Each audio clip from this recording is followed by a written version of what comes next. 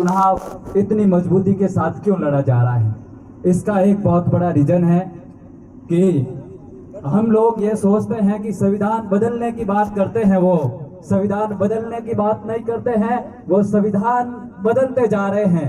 आपको एक उदाहरण दे दूं कि कल ही गुजरात में सूरत लोकसभा क्षेत्र से एक कैंडिडेट को बिना चुनाव किए ही उनको जीत घोषित करवा दी।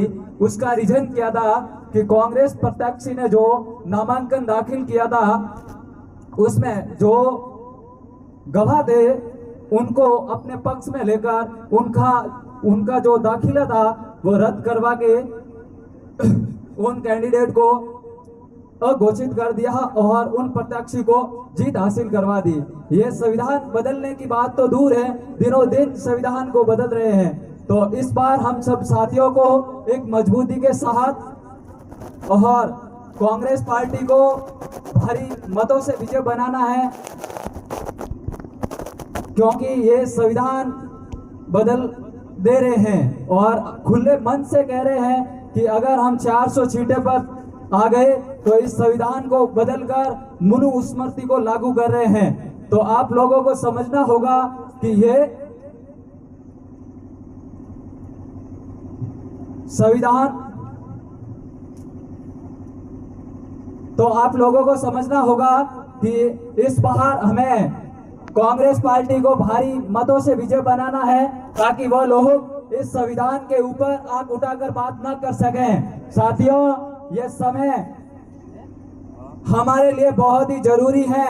हम एक युवा और शिक्षित वर्ग हैं। अगर हम युवा और शिक्षित वर्ग इस बात को न समझे हैं तो इस देश को समझने वाला कौन है?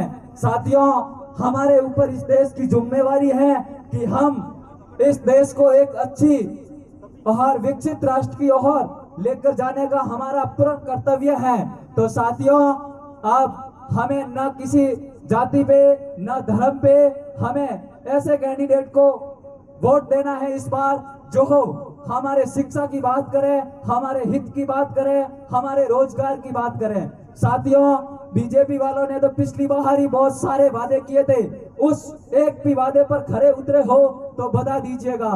वह इस बार भी बहुत बड़े बड़े वादे कर रहे हैं कि हम ऐसा कर देंगे, वो ऐसे कर देंगे, परंतु उनके झूठे जुमले हैं। साथियों, इस जुमले को सुनते हुए हमें 10 वर्ष हो गए हैं और इस बार हमें इस जुमलों में न आकर एक अच्छे छवि के प्रत्याशी श्री उमेदवार राम जी को वोट देकर भारी मतों से विजय बनाना है। साथियों, 26 तारीख को वोटिंग है हमारे यहाँ पर, तो हम सबका कर्तव्य है, शिक्षा जगत में हम जुड़े हुए हैं और उमेदवार राम जी शिक्षा के प्रति बहुत ही आकर्षक हैं। तो साथियों, उमेदवार राम जी को भारी मतों से विजय बनाने के लिए हमें हमारा कर्तव्य भी निभाना पड़ेगा।